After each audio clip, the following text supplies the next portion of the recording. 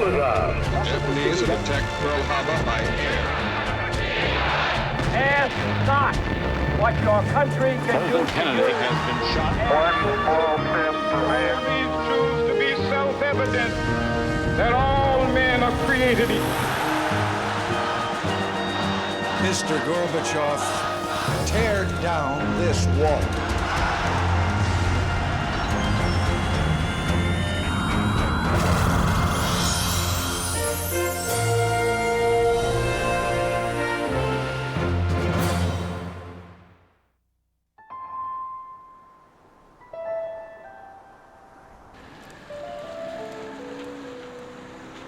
On the first Sunday in December 1941, Americans were doing what Americans did on any normal Sunday.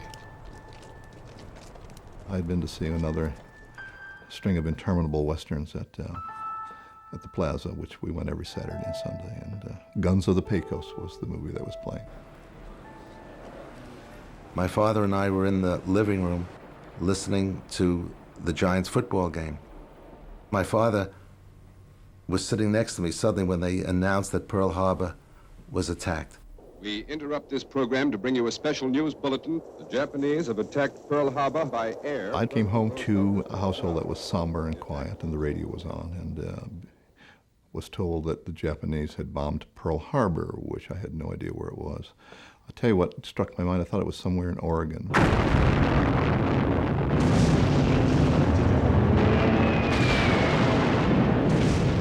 Soon every American would know that over 2,000 of their countrymen had perished in the Japanese attack on Hawaii's Pearl Harbor, and that nearly half the U.S. fleet had been destroyed.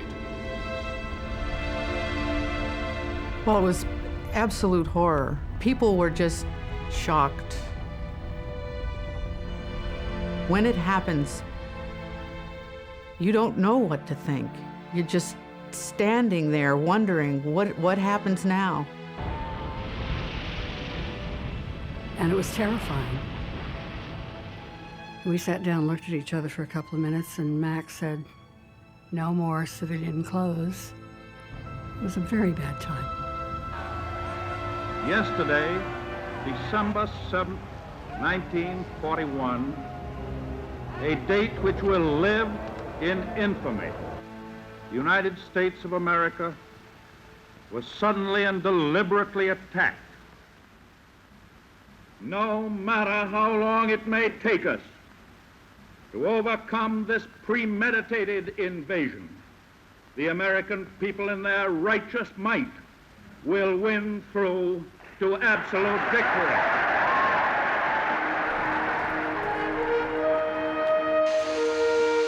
President Roosevelt told an America shocked out of its isolation and innocence that in order to win this war, every man, woman, and child would have to become part of the fight.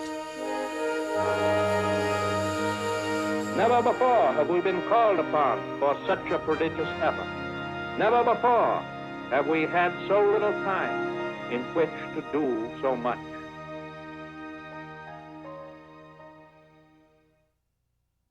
We may forget at the end of the century that America in the early 1940s was far from a superpower. Its army was ranked 19th in the world, behind Holland and Portugal. Its industry was still in the grip of a lingering depression. The war, of course, would change all that and many other things as well. It would unite the country in a way never known before or since. To understand the American home front during the war years, you have to understand the texture of the times, a time so naive that most Americans didn't know their president couldn't walk. Certainly a time before television and instant satellite transmission, when war news took days or weeks to reach newspapers and the newsreels. The survival of democracy was by no means assured.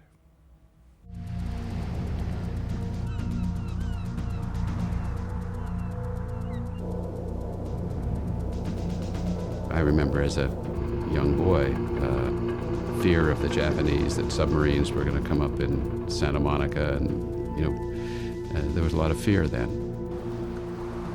Just 4 days after the Japanese had attacked Pearl Harbor, Nazi Germany and Fascist Italy declared war on the United States. The world was a very dark place. The German U-boats were sinking tankers right off the coast of Florida and New Jersey, within sight of bathers on the beach. The oceans, which had historically kept America invulnerable, had been penetrated by enemies from both east and west. We had to destroy those people to save ourselves and to save the United States. Then we all rushed off to the recruiting stations. Everybody I knew who was my age or close to it was in the services. If you were brave, you were in the Marine Corps. Everybody was in one thing or another, and almost all of us were in the Army. The Axis had to be defeated, and we knew that nobody was going to do it except us. Yeah, my father went to war, and he was managed a little grocery store, IGA grocery store, and he went to Springfield, Missouri to go through basic training.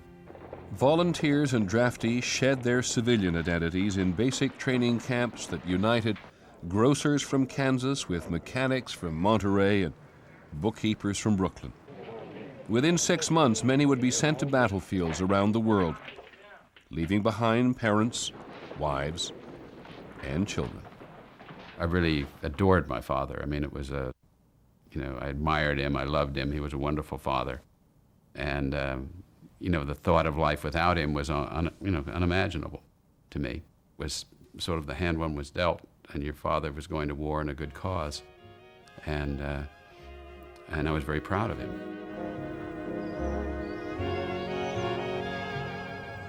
We got married, and then he enlisted. His goal was to be a pilot on a B-24, and he achieved it. He was commissioned as a second lieutenant. He got his wings the same week his son was born. We were taught when your husband becomes an officer, you're an officer's wife. And you do not show any emotions when they go overseas. You hold it back no matter what, no crying. And we did that. It was tough, but we did it.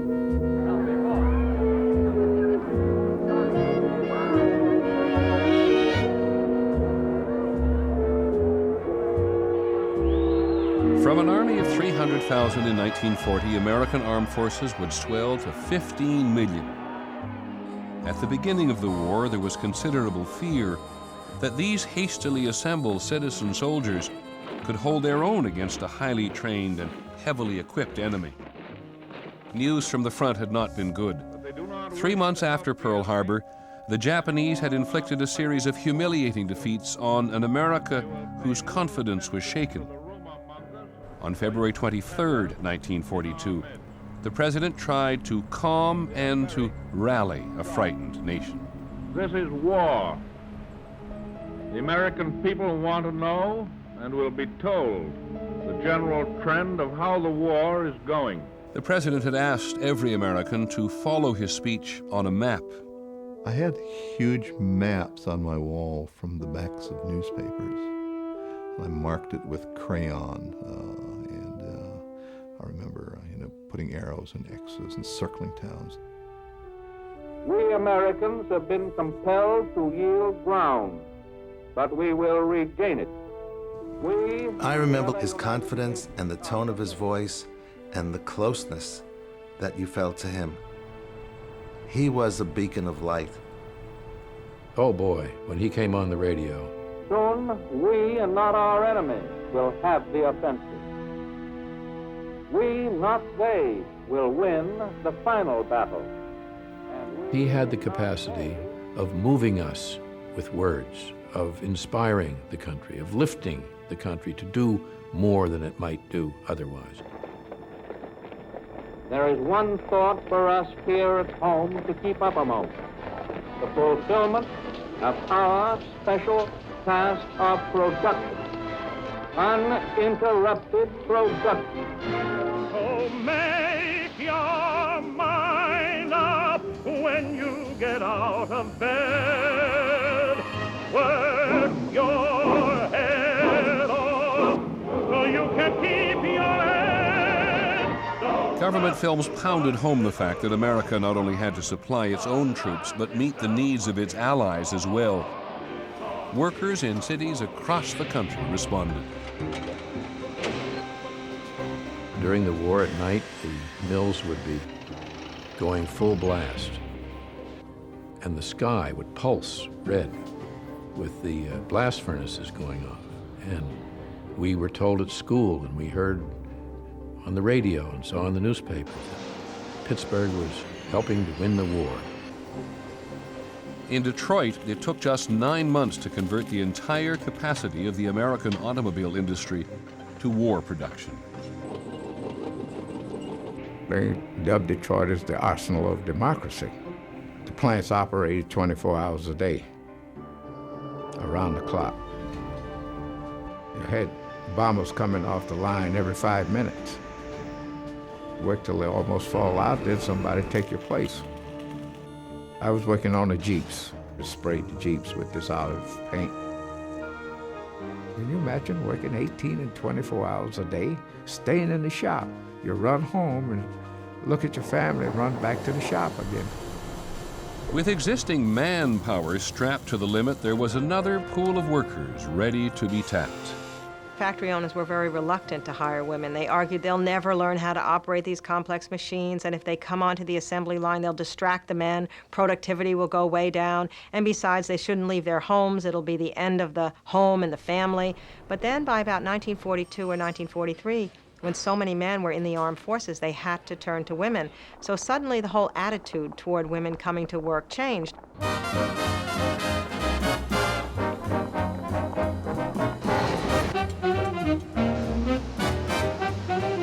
Between 1940 and 1944, the number of women in war-related industries rose 460% to a high of 19 million, a full third of the entire civilian workforce.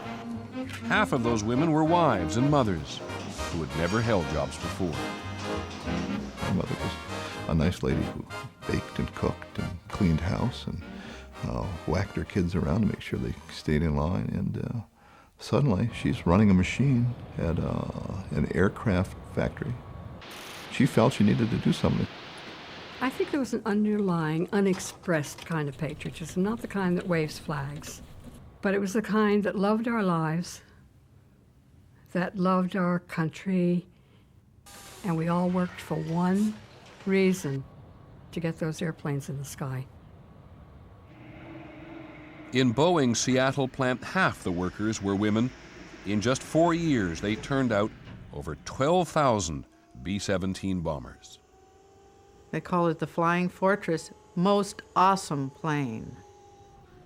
Oh, what a feeling of accomplishment. Even if you only did the riveting and on part of it, they couldn't have done it without you. I became an ABS welder, top of the line. I wore a leather suit. I had a helmet with glasses through it. I pulled this down and I could see through the glass in the helmet. I had a acetylene torch to join pieces of steel together. I was determined that I was going to build ships to show Japan that we would hit back.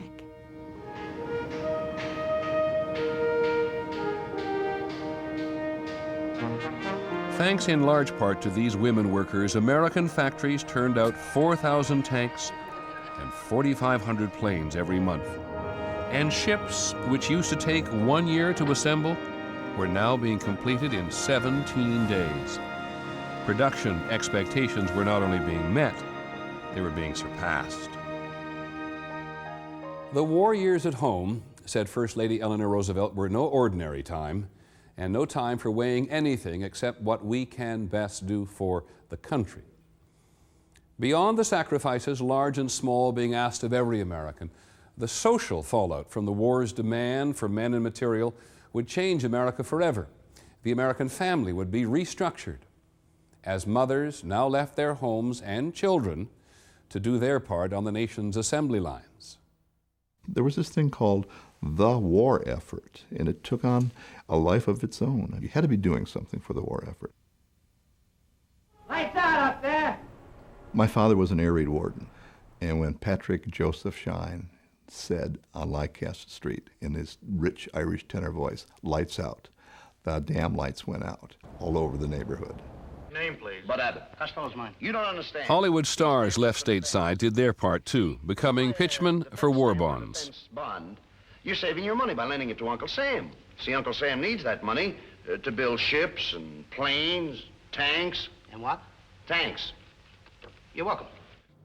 Virtually everyone would do something for the war effort. At the very least, that meant adjusting to the rationing of a slew of items formerly taken for granted. There was gas rationing, and you had either A stickers or B stickers or C stickers, which you put in the windshield of your car, and it told how much gas you were allowed. Cut the use of your car. Save its tires by driving slowly and by driving less. The president appealed to a national sense of collective sacrifice, asking Americans not only to do without, but to actively collect the materials of war. Turn in all the old rubber anywhere and everywhere. People sent in their rubber toys from their dogs that had died with a letter saying this was Snuffy's favorite toy and please contribute to the rubber scrap dog. Women cut up their girdles and sent them to Roosevelt personally. Kids would gather up the rubber, gather up the aluminum. There were kids' memories collecting tinfoil. Everybody felt that what they did mattered. And that just was as I reflect back on it, of just inestimable importance. And so too were the newsreels and the propaganda films which united the Homefront in its hatred of the enemy. I remember going and seeing the newsreels, you know, cock-a-doodle-doo, and there you were in the war. I saw it all, you know, the invasion of Europe and Africa. You could go there and watch 2.5 hours of newsreels, and it was wonderful. It was all bombs and shells. We were immersed in it.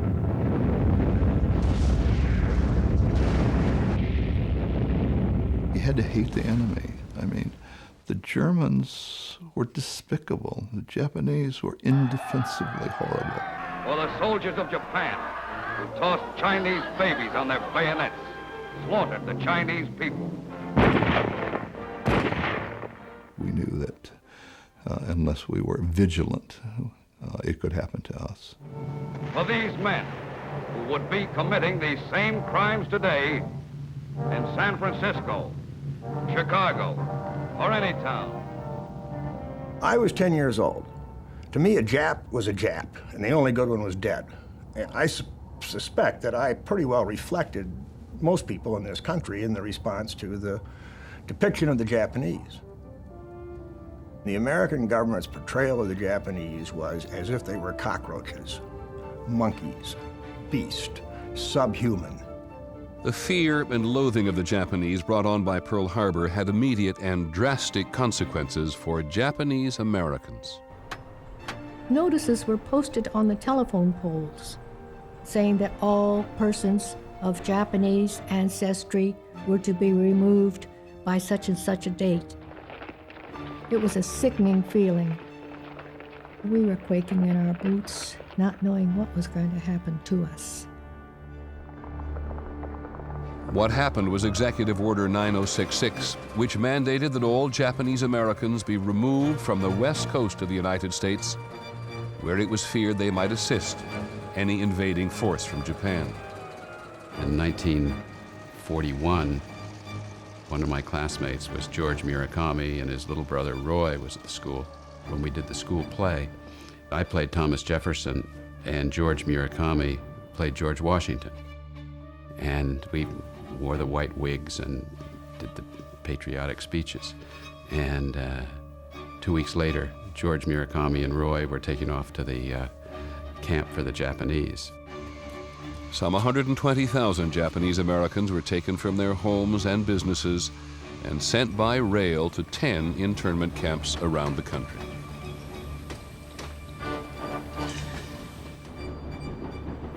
everybody was beginning to settle down on the train.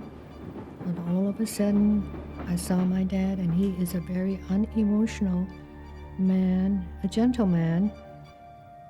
But I saw him take out this hanky and go like this, and it just overwhelmed me. It just crushed me to think that he was taking it so hard. It was called Heart Mountain, Wyoming, and that was our camp. It had barbed wire all around, and those camps, desolate, and no sign of any beauty, life, green, anything at all. It was just total absence of everything.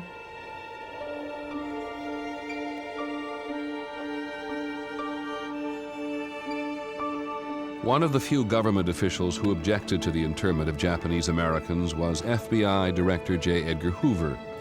He said the camps were the unnecessary result of wartime hysteria.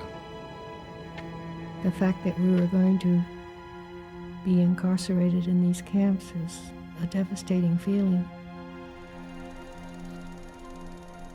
These images are from home movies taken by Japanese Americans forcibly held in the camps. They reveal glimpses of what historians would later call one of the greatest civil rights violations in all of American history.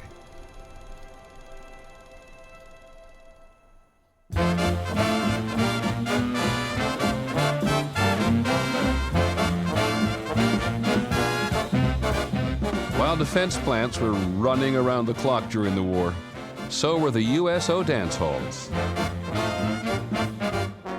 I was in Seattle, port of embarkation. We were up to our ears in men. All of the services came through there on their way to wherever they were going. We had a great time. If they couldn't dance, we taught them. And if we didn't know their steps, they taught us. We knew those guys were on their way overseas. This was going to be maybe their last big party. The departure of so many men changed the normal rhythms and patterns of American social life. For teenage girls, those changes often meant growing up very quickly. Teenage girls were more precociously sexual in some ways in the 40s than they'd been in the 30s, in part because their young boyfriends were going off to the war and they might never see them again. One young man who was not away, kept out of the service by a broken eardrum, would begin a career about now that remained a social phenomenon for half a century. They were able to project some of that newfound sensuality onto this Frank Sinatra character who came emerging on the scene. He came at exactly the right moment to become such a cultural figure.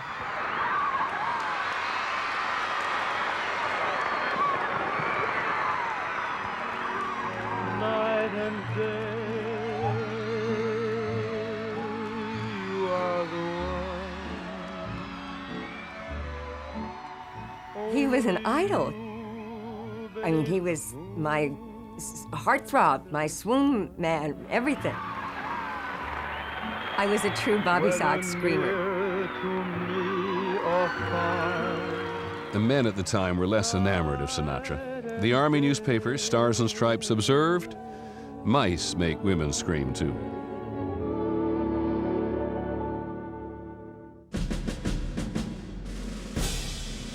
For young boys, on the home front, all the heroes were in uniform. I remember being jealous that I didn't have an older brother. And I remember seeing these kids come to school with patches on their jackets that their brothers had sent them, and souvenirs that they had sent from overseas. And I thought, God, I felt deprived because I didn't have an older brother who would send me patches and send me souvenirs and send me a German helmet. We lived for the war movies. I mean, we fought that war in the East End Theater and the Plaza Theater and the Lakewood Theater. We go to Saturday serials, and at that time, there were a lot of war movies, like Wake Island.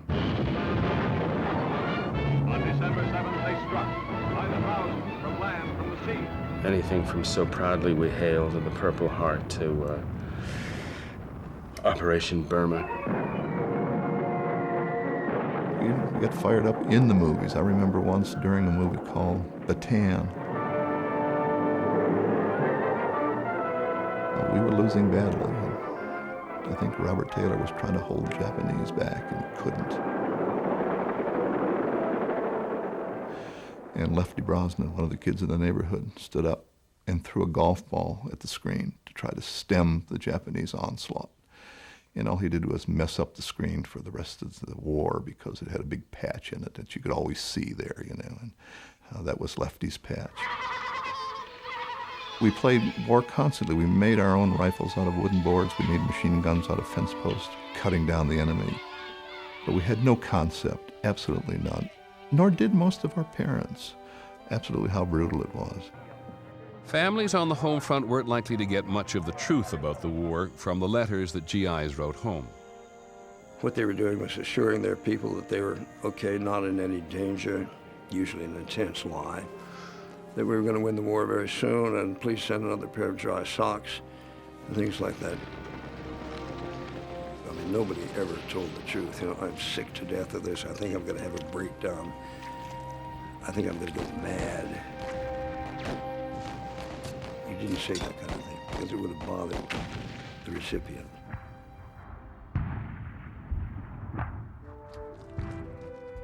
American soldiers were fighting and dying on 3 continents. There had been victorious but costly battles in the Pacific, North Africa, and Italy. By the end of 1943, American casualties had surpassed 100,000.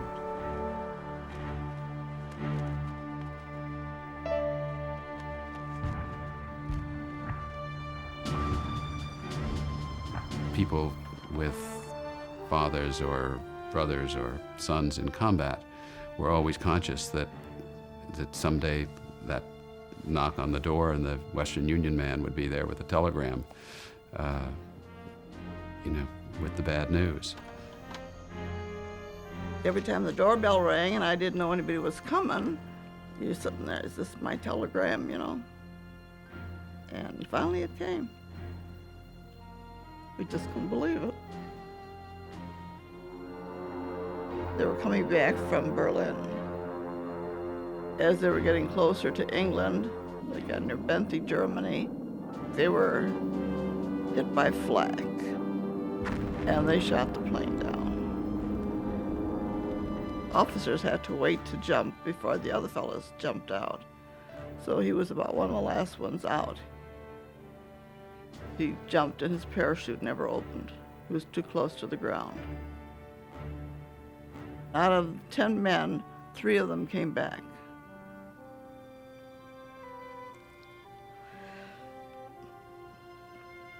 My whole world ended.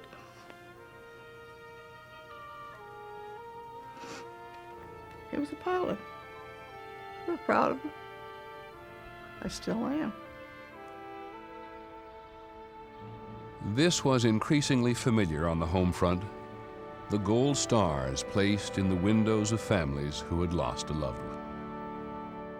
The realization that this was not fun anymore came to us when the kids from the neighborhood started dying in the war. 2 brothers of 2 of my classmates died in that war, and Jack Callahan being one, and Jimmy Warkomsky being the other.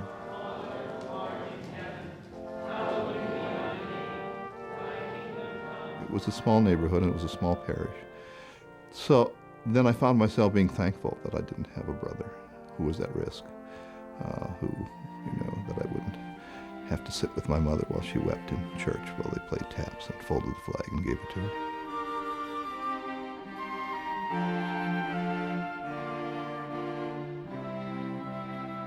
As the death toll rose, so did American resolve.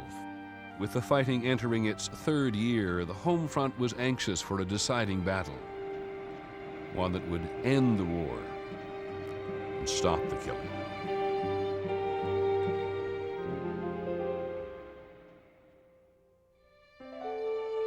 By the spring of 1944, the Homefront was obsessed with questions over when and where the war's decisive battle would take place. I remember my great uncles, and they all were wheat farmers. There were 10 of them. And I remember them all coming and being around literally the apple barrel and eating pickles and having toothpicks and having a map of the war and figuring what the next move is going to be. Those were big meetings. The next move, under the direction of General Dwight David Eisenhower, would be the largest military operation in U.S. history. Hundreds of ships, thousands of planes produced on the American home front would transport American and other Allied soldiers across the English Channel to the French beaches of Normandy. The invasion the world had been waiting for began in the quiet early hours of June the 6th, 1944.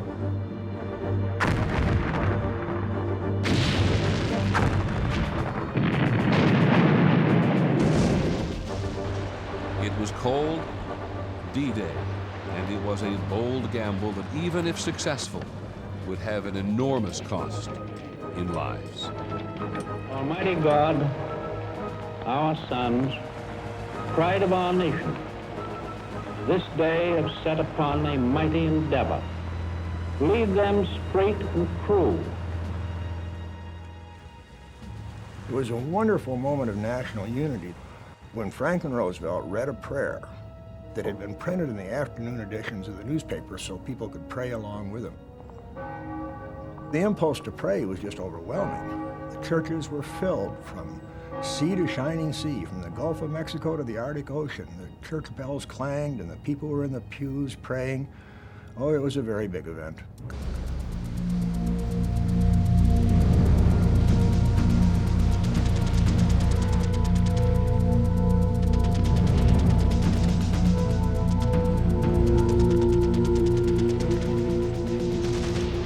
The country had pulled itself together to make this invasion possible. And it was the great achievement of the American Republic in the first half of the 20th century, the D-Day invasion, and it was treated as such here in this country. Blasting big headlines, Second Front, D-Day, invasion. It meant we were now invaded the European continent, and it was the beginning of the end. Indeed it was. The Allies were now fighting their way across France. And just 2 months after D-Day, Paris was liberated.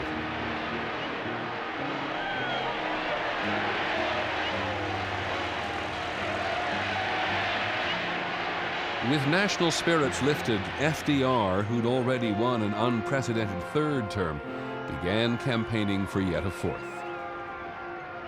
I don't want to exaggerate the amount that we depended upon Roosevelt, but from a child's point of view, he was very much a part of the celestial furniture. There was God at the top level, and then Roosevelt. The coming election temporarily distracted Americans from events overseas. Republican opponents spread rumors of Roosevelt's failing health. But when he answered charges that he'd sent a Navy cruiser to retrieve his dog, Roosevelt seemed in top form. These Republican leaders have not been content with attacks on me, or on my wife, or on my sons. No, not content with that.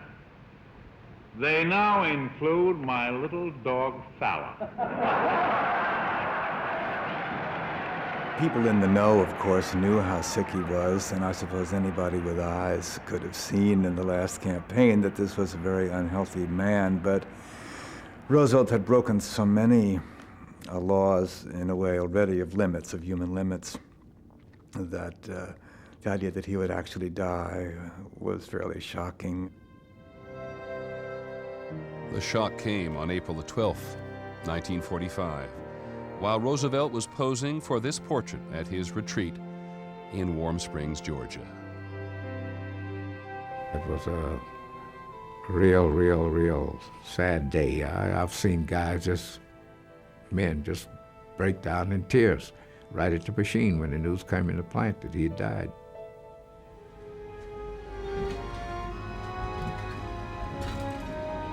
You could see the impact that his life had made on the American people when that famous train ride took place from Warm Springs, Georgia to Washington, D.C. Hundreds of thousands of people came out just to watch his body go by on the train, simply as a tribute to the fact that this man had been their leader through the two greatest crises of their lives, the Depression and then the war itself. That was the most mournful period that I'd ever seen. No hero that I knew of in America, I think, touched Americans so much. I mean, I saw my mother crying, my father was weeping. It was a tragedy for everybody.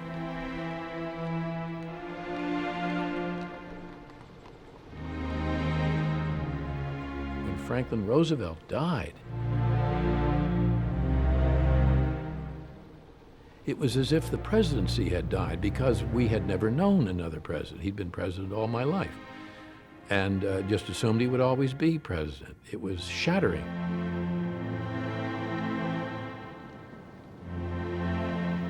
Of course, I was very sorry when he died, but I didn't burst into tears. It didn't bother me as much as it bothered some people who didn't exist in an atmosphere of death as I did.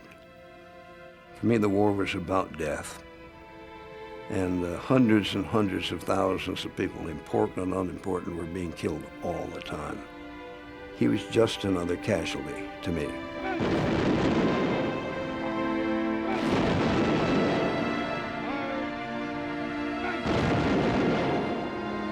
The weighty burdens and responsibilities of the presidency fell to Harry Truman, who had been vice president for only 82 days. To stunned and confused Americans who thought of Roosevelt as a father, the new president was at best a distant uncle. I wish that Franklin D. Roosevelt had lived to see this day. Truman had a chance to inspire some confidence when, less than a month after Roosevelt died, he announced Germany's surrender. Much remains to be done. The victory won in the West must now be won in the East. A series of valiant American victories seemed to promise that the end might finally be near.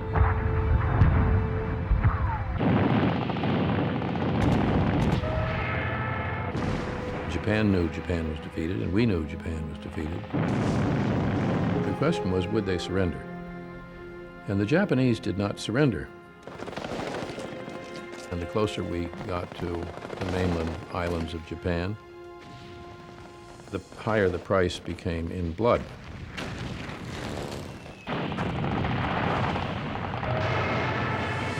Suicidal kamikaze attacks suggested to Americans that the enemy would fight until the bitter end.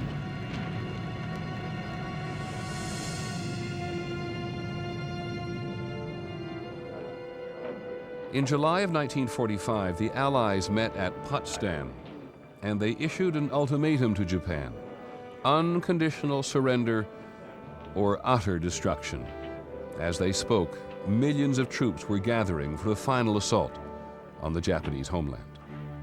I was in deep despair and regarded myself on, say, August 1st, 1945. I regarded myself as dead already. I knew I was going to be killed. Paul Fussell, who had been wounded in Europe and patched up to fight again, was one of 1 million Americans preparing to attack Japan. I knew that I would be running up the beach at Kyushu. It was all planned. My division was to be in the first wave. I couldn't avoid being killed forever. As troops in the Pacific awaited their orders, a bomber named the Enola Gay took off from the island of Tinian. President Truman hoped it was on a mission that would end the war.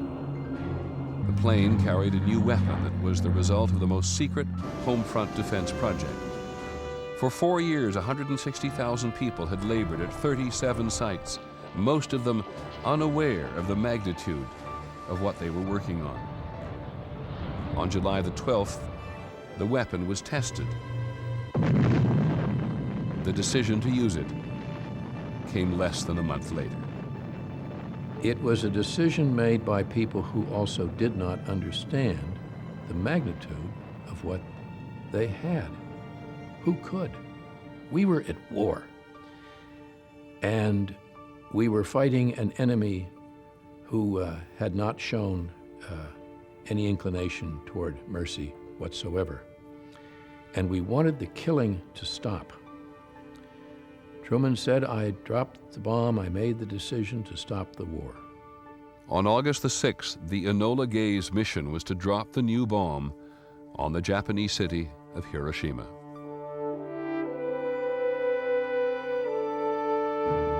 I remember hearing on the radio that an atom bomb had been dropped. And in my head, I spelled it A-D-A-M and wondered, what is this atom bomb? And, why is it so powerful?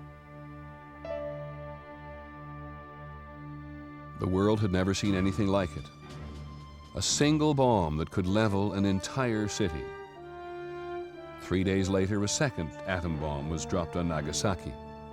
The almost inconceivable idea of Japanese surrender was now suddenly at hand.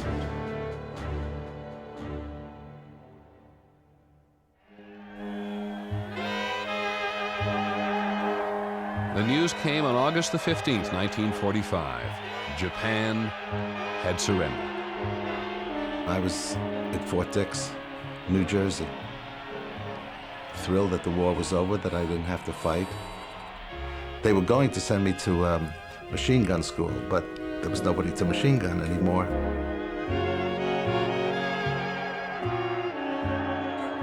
It was awesome. It was crazy. Everyone was screaming and laughing and yelling, and it was wonderful. War was over. Done. Finished. We won. We were so happy. I had to retire to my little tent, close the curtain, and just sit there and cry for several hours. Very powerful emotional feeling to be redeemed from certain death into life again.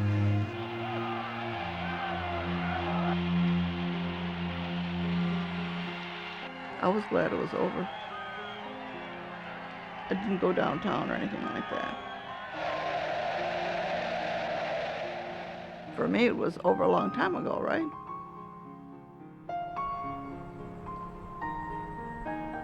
$292,000 Americans paid for democracy's victory with their lives. The 11 million veterans who did return came home to an America seemingly untouched by war, except for one thing. America's pre-war innocence and naivete had disappeared. The day that the Japanese surrendered, I remember going next to our next-door neighbors, Mrs. Lucido, and I said, Mrs. Lucido, the war's over, the Japanese have surrendered. And she threw open the kitchen window and said, yeah, the next one will be with Russia. Closed the window, and that was the conversation.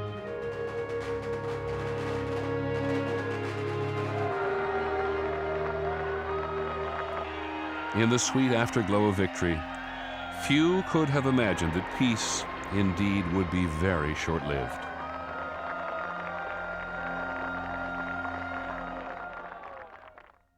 America's returning veterans and their families would forge a prosperity the likes of which the world had never seen. That's on the next episode of The Century, America's Time. I'm Peter Jennings. Thank you for joining us.